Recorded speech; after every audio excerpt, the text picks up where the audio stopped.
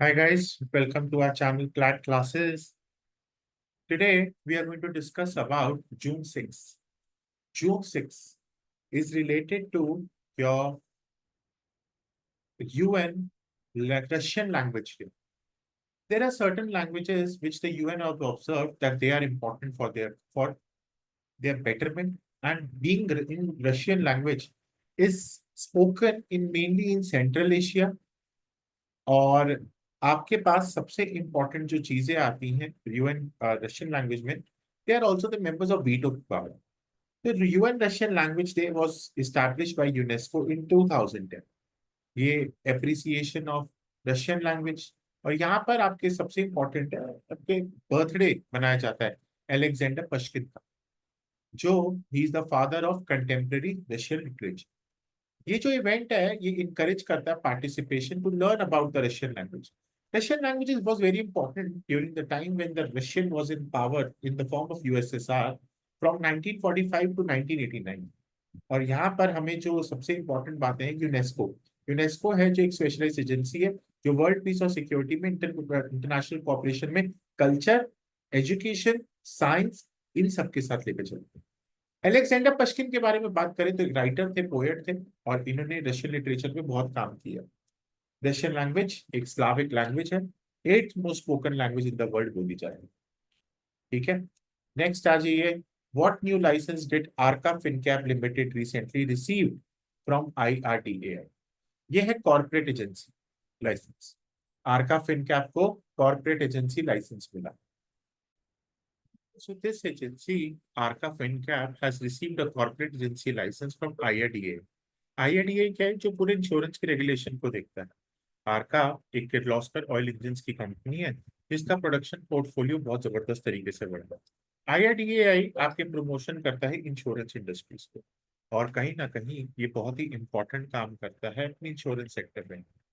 Corporate agency licence एक licence होता है जो आप इंश्योरेंस प्रोडक्ट्स बेच सकते हैं. तो ये आपको नए मार्केट में एक नए टाइप की इंश्योरेंस मिलेगा, आर्का इंश्योरेंस से. और आपने आर्का की मेरे ख्याल से एड्स भी देखी होंगी, बहुत सारी एड्स है. आर्का बेसिकली एक पार्ट है एनबीएफसी का. आर्का की अगर बारे में बात करें तो ये हेडक्वार्टर्स मुंबई में है, और ये विमल भंडारी जी सीईओ है इसमें. ठीक है, लास्ट में मेरे पास आता है कि कौन सा बैंक है जिसने साइन करा एमओयू. ठीक है, कौन सा बैंक है जिसने साइन करा MOU with ministry of defence, ताकि वो अपनी स्पर्श सर्विसेज देते रहे. ये है bank of India, government bank. Canara bank, central bank of India. और इसमें एक थोड़ा सा रीजनल बैंक आता है जिसका नाम है हमारे उत्कर्ष स्मॉल फाइनेंस बैंक. अगर मैं इवेंट और लोकेशन की बात करूं तो एमओयू जो साइन करा गया है 4 बैंक्स ने मिलकर करा. ये डिपार्टमेंट्स, अकाउंट्स डिपार्टमेंट है जो ये अपने अलग अलग बैंक्स के साथ काम कर रहे हैं. और ये स्पर्श सिस्टम एक ऐसा वेब सिस्टम है जहाँ पे pension claims, crediting the pension directly into the banks, उसके बाद डिफेंस अकाउंट्स डिपार्टमेंट, ये सारे मेमोरेंडम ऑफ अंडरस्टैंडिंग सॉल्व कर रहे हैं. मिनिस्ट्री ऑफ डिफेंस की बात करें तो हमारे पास हमारे जो मेन लीडर हैं उनका नाम है राजनाथ सिंह. ठीक है, और नेक्स्ट क्वेश्चन है, which organization has Muthoot micro finance partners with co lending to boost the rural working entrepreneurs. ये है State Bank of India. State Bank of India ने विमेन एम्पावरमेंट के लिए एक बहुत बढ़िया एक नया स्टेप उठाया. ये को लेंडिंग कर रहे हैं पार्टनरशिप के एसबीआई के साथ, मुथूट माइक्रोफिन. और यहाँ पर ये लोग जो विमेन एंटरप्रेन्योर्स हैं उनको अच्छा खासा पैसा दे रहे हैं. ठीक है, यहाँ पे जो एग्रीकल्चर और अलाइड एक्टिविटीज में काम कर रहे हैं. ये 10,000 रुपए से लेकर 3 लाख तक का लोन है रूरल विमेन एंटरप्रेन्योर्स में काम करने के लिए. को लेंडिंग का मतलब होता है दोनों मिलकर काम करेंगे. जैसे आपने हमारे सुने होंगे अपने बहुत सारे को लेंडिंग में, जैसे हमारे नवी इंश्योरेंस, नवी सॉरी नवी नवी फाइनेंशियल कॉर्प और पिरामिल, इन दोनों ने मिलकर को लेंडिंग करी थी बहुत सारे लोगों को. जॉइंट लायबिलिटी में हमारे रूरल एरियाज में they started collectively together. Muthoot micro finance आपके फाउंड हुए थे 2010.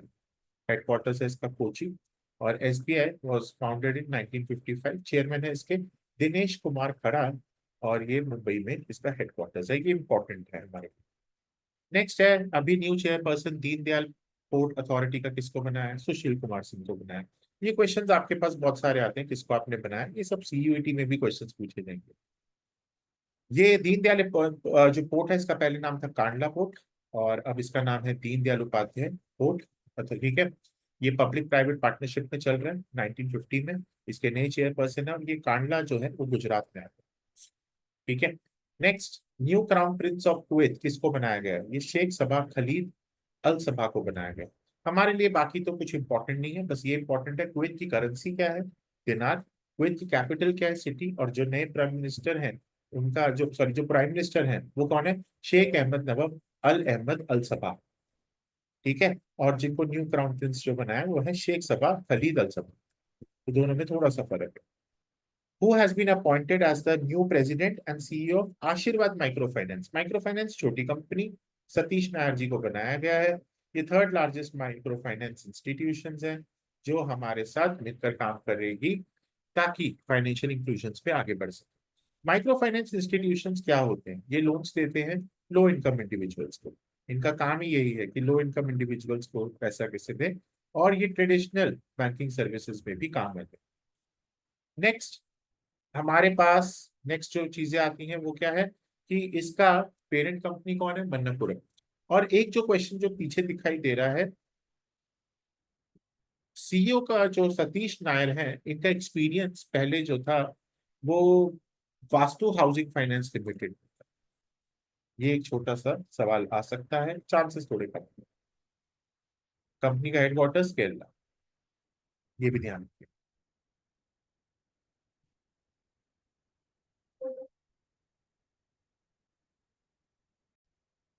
तो next question is, who is the first person to spend 1000 days in space?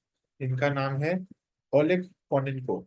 Oleg Kononenko is from Russia and first person to spend 1000 days in space. He's currently on mission, या ISS के mission पे है, international space station. His current mission began on 15th of September 2023, and इनका जो plan है and होने का, that is on 15 September 23 2024। तो यहाँ पर इनका 1110 दिन हो जाएंगे। और he has done a remarkable job. ऐसा नहीं कि एक ही बारी में 1000 दिन रहेगा, that is something difficult. But हाँ, इन्होंने छोटे छोटे मिशन ऐसे करे हैं 2008 से लेकर अभी तक, जिसमें उन्होंने अलग अलग डेज पे स्पेंड करा अपना टाइम। इन्होंने 878 डेज करे थे जिनांडी पटलका को हटा हटाकर। और unlike NASA astronauts who typically spend no longer more than 6 months, Russian जो है दे स्पेंड अच्छा खासा टाइम हो गए थे। ठीक है। क्योंकि उनको लगता है कि उनकी ह्यूमन फिजियोलॉजी और साइकोलॉजी खराब होती है। रशियंस ये सब चीजें हमारे बिलीव नहीं करते। हम थोड़े तंदुरुस्त टाइप के लोग हैं। Roscosmos, Russia's governmental body responsible for space science. ISS is international space station. ठीक है। ये लो ऑर्बिट में काम करता है। और एक्सपीडिशन 17 ये लॉन्च हुआ था अप्रैल 2008 में। कॉनिन्को इज अ रशियन, और इनकी जो स्पेस एजेंसी है उसका नाम है रॉसकॉस्मोस। ठीक है।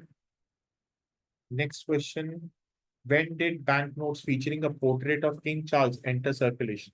जून 5 को ये लोग लॉन्च हुए थे। ठीक है। इसको 1 साल हो गया है। इसमें आपके किंग चार्ल्स के nomination of 5, 10, 50 pound, 20 pound. Existing notes यहाँ पे क्वीन एलिजाबेथ थी वो भी सर्कुलेट हो रहे हैं। और जो न्यू बैंक्स हैं ये भी अपना चल भी रहे हैं, ये बंद नहीं होंगे। कैश यूसेज धीरे धीरे करके चला गया। बैंक ऑफ इंग्लैंड के गवर्नर जो है एंड्रू बेली, उन्होंने कमिटमेंट करी है कि जब तक पब्लिक की डिमांड रहेगी ये सारी चीजें चलती रहेंगी। बैंक ऑफ इंग्लैंड वहाँ का सेंट्रल बैंक है, और ये ऑफिशियल आपका रेसिडेंस जो है राउट रॉयल हाउस बोर्ड को बोला जाता है। और ब्रिटिश का जो रिटेल कंसोर्टियम है, ये आपके सारे रिटेलर्स की तरह काम करता है। Bank of England was founded in 1694 during the time of British. ये सारी चीजें आपको याद करनी important. So bank of England की अगर हम बात करते हैं दोस्तों, तो यहाँ पे गवर्नर इसके हैं एंड्रू बेली। सॉरी, बीच में कोई कुछ एरर आ गया था। First meeting of joint task force आपके इंडिया और कतार के बीच में कहाँ हुई? ये न्यू दिल्ली में हुई। ठीक है। जॉइंट टास्क फोर्स के इन्वेस्टमेंट में, जॉइंट टास्क फोर्स आपके स्ट्रेंथन करते हैं इन्वेस्टमेंट बिटवीन इंडिया एंड कतार, जो आपके रिस्पेक्टिव लीडरशिप के साथ चलता है। हमारे यहाँ से कौन गए थे? श्री अजय सेठ। और वहां से आए थे हसीन अल मलकी, जो हमारे फाइनेंस उनके मिनिस्टर कॉमर्स के डिपार्टमेंट। जॉइंट टास्क फोर्स होता क्या है? ये दो और वो कंट्रीज का एक तरीके से इन्वेस्टमेंट अपॉर्चुनिटीज के तो इंडिया और कतार एक दूसरे के साथ अब इन्वेस्टमेंट करेंगी, जिसके लिए ministry of finance, government of India responsible होंगे इकोनॉमिक पॉलिसीज में। कतार के लिए सबसे इंपॉर्टेंट जो हमें याद रखना है, वहाँ की जो कैपिटल है दोहा। शेख तमीम बिन अहमद अल थनी वहाँ के जो प्राइम मिनिस्टर हैं, और हमारे इंडिया में नरेंद्र मोदी जी, ये तो सब जानती हैं। ठीक है। Which forum did India participate on clean economy investments? ये है India Pacific economic framework for prosperity. ये है क्लीन इकोनॉमी इन्वेस्टर फोरम। ये फोरम हमेशा याद रखिएगा, इसका जो कोड वर्ड है वो इंडो पैसिफिक है। इंडियन ओशन के आसपास की जितनी है ये इसी पे ही काम कर रहे हैं। Indo Pacific economic framework for prosperity, ये याद रखिएगा, क्योंकि सिर्फ एनर्जी नहीं है यहाँ पे, प्रॉस्पेरिटी के ऊपर बात हो रही है, क्लीन इकोनॉमी। एनर्जी के ऊपर कोई बात नहीं है। फोरम ने ये प्रोवाइड करता है कंपनीज को अपने 100 इन्वेस्टर्स के साथ मिलकर काम करने के, and they were shortlisted in sustainable tracks. यहाँ पर इंडो फ्रेमवर्क जो हम बात कर रहे हैं, ये प्रमोट करता है इकोनॉमिक कोऑपरेशन और सस्टेनेबल डेवलपमेंट। क्लीन इकोनॉमी एक ऐसी इकोनॉमी है जो सस्टेन करता है डेवलपमेंट, जहां पर हम लोग एनवायरमेंटल इम्पैक्ट के थ्रू अपनी एनर्जीज को यूज कर रहे हैं, सस्टेनेबल इंफ्रास्ट्रक्चर्स पे काम कर रहे हैं, और ग्रीन टेक्नोलॉजीज पे। ग्रीन हाइड्रोजन वो हाइड्रोजन होती है जहां पर हम रिन्यूएबल एनर्जी रिसोर्सेज की तरह काम चलते हैं। नेशनल ग्रीन हाइड्रोजन मिशन एक ऐसा मिशन है जहां पर हम लोग एक ग्लोबल हब की तरह चलते हैं। अगर मैं बात करूं तो मेरे पास कतारी रियाल, दोहा, यही सेम चीज है। और मेरे पास लास्ट का इसके एक दो सवाल, और लास्ट का सवाल आज का वो ये है कि when where will 81st IATA annual general meeting है, और वर्ल्ड एयर ट्रांसपोर्ट समिट कहाँ पर हुई? ये दिल्ली में हुई। IATA, IATA is international air transport association.